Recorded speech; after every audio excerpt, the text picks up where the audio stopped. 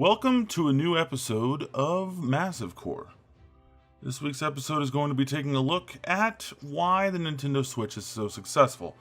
Now let me start off by saying the Nintendo Switch is rad. I love it. I got it day one, and it's helped me stay sane at my overnight job. I got really lucky and just walked into a Target the day it came out and got one. In about 16 months, 19.67 million Switches have been sold. There have been numerous videos and articles about the success of the system and how Nintendo turned things around after the Wii U's failure. I think it's important to get to the bottom of what makes it so successful so that knowledge can be passed on to Sega for when they finally give us the Dreamcast 2. Let's analyze a few existing articles to figure out what Nintendo did right. Newsweek has an article detailing 5 reasons why they believe the Switch had a successful first year. Maybe they figured out the secret sauce and this video will end really soon. Not likely. Reason number 1. It works as intended. What? The Wii U worked as intended, didn't help it any. The Vita worked as intended, didn't help it any. They even end this section of the article with, "Were there some technical hiccups? Sure, but Nintendo rectified a lot of the early hardware problems, and a year later the console works as intended." Even then, over a year after the console released, people are still running into Joy-Con issues. Left Joy-Cons still have a tendency to drift. Right Joy-Cons randomly lose connections. You can get them repaired if they're still in warranty, but even then those issues seem to crop back up a few months after Nintendo fixes them. Reason number 2. Breathing new life into Wii U titles. If games sell a console and they claim Wii U games help sell the Switch, then that logic would say that those games should have sold more Wii U's. This is just a really weak point. Reason number 3. Great independent titles. The Switch has been a great place for some indie games. But we can't give Nintendo the credit for this, especially when there's already a bunch of crappy games on the eShop too. Nintendo recently said they want up to 30 games going up on the eShop every week. With that number of games going up every week, quality control will be even worse than it's been in the past.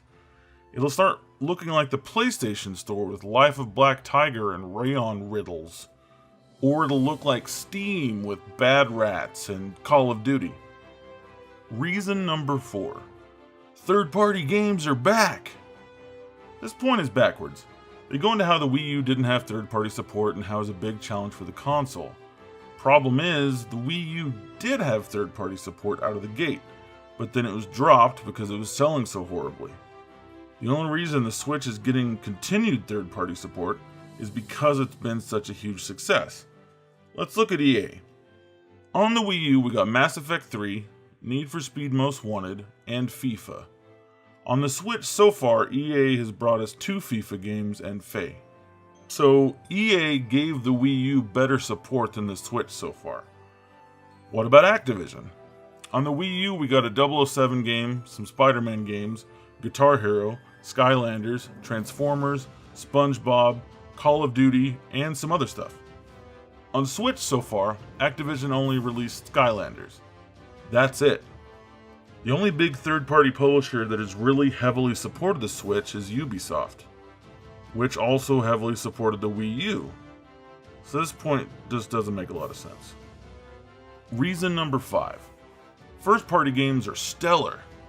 This has always been true of Nintendo. They've had some duds over the years, but for the most part, Nintendo has been a force to be reckoned with when it comes to first-party games. The only reason I feel this is a weak point is the same reason their second point was so bad. The Wii U had great exclusive games. Super Mario 3D World, Captain Toad, Wonderful 101, Super Smash Bros. For Wii U, Splatoon, Mario Kart 8, New Super Mario U, Mario Maker, Bayonetta 2, Donkey Kong Country Tropical Freeze, Xenoblade Chronicles X. Those are just the games off the top of my head. All of that didn't help. The Wii U was still a big floppy failure. Okay, so Newsweek was no help at all. But Newsweek isn't really in the video game industry. So let's go to Polygon. Really? Who wrote this? Me? Oh. Okay, so Polygon has 6 reasons it's been successful. Let's go through them. Reason 1, it has no competition. They basically claim it has no competition because it's both a home console and a portable console. While it's true that it's both, it definitely has competition. When anyone buys this thing, they might plan on using it both docked and undocked, but they know which way they will use it more often. If you're looking at the Switch as primarily a portable gaming device, it's competing with your smartphone, with tablets, and even with the 3DS for your attention. If you're looking at it as a primarily home console, then it's going to be competing with the PlayStation 4 and Xbox One for your attention. Reason 2. It had the best games of 2017. This is just like Newsweek saying the first party games are why it sold so well. If it was really about good games, then the Wii U would have sold better. Reason 3. The price is right. Finally, a good point. It's cheap. You don't buy something just because it's cheap, but it is a factor in your final decision. So hopefully we'll add this to other reasons we find down the list. Reason 4. Nintendo managed scarcity like a champ. This isn't a reason it's successful. Sure, they were able to keep shelves stocked relatively well, but you don't just buy something because it's in stock. The scarcity is what we're here to figure out. Managing scarcity doesn't cause more scarcity. Reason 5. It's easy to justify if you have kids.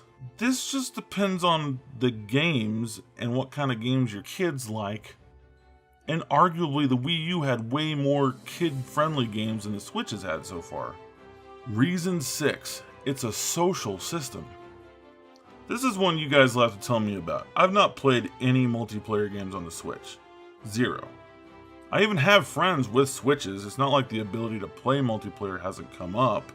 And I definitely haven't seen or heard about these party scenarios that are in almost every Nintendo Direct. Does that actually happen?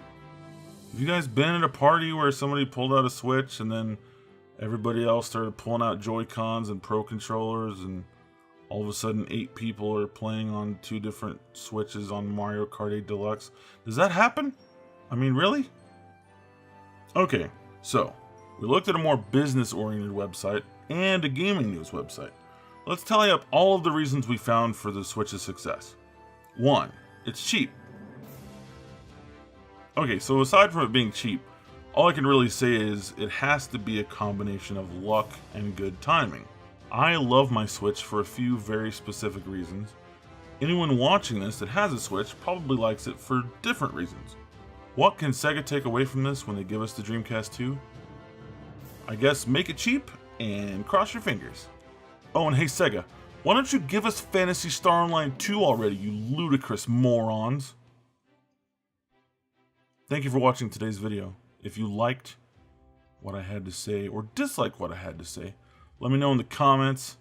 I guess like the video and subscribe. I really hate saying that stuff, but I'm never going to get more subscribers if I don't remind you to click the button. You can click the bell if you want. I don't care about the bell. Do whatever you want when the video's over. Do whatever you want after the video. You don't have to like it or comment. You can just click the X up in the corner. I don't care. But I hope you enjoyed it, and we'll see you in the next video. Goodbye. Goodbye. Goodbye.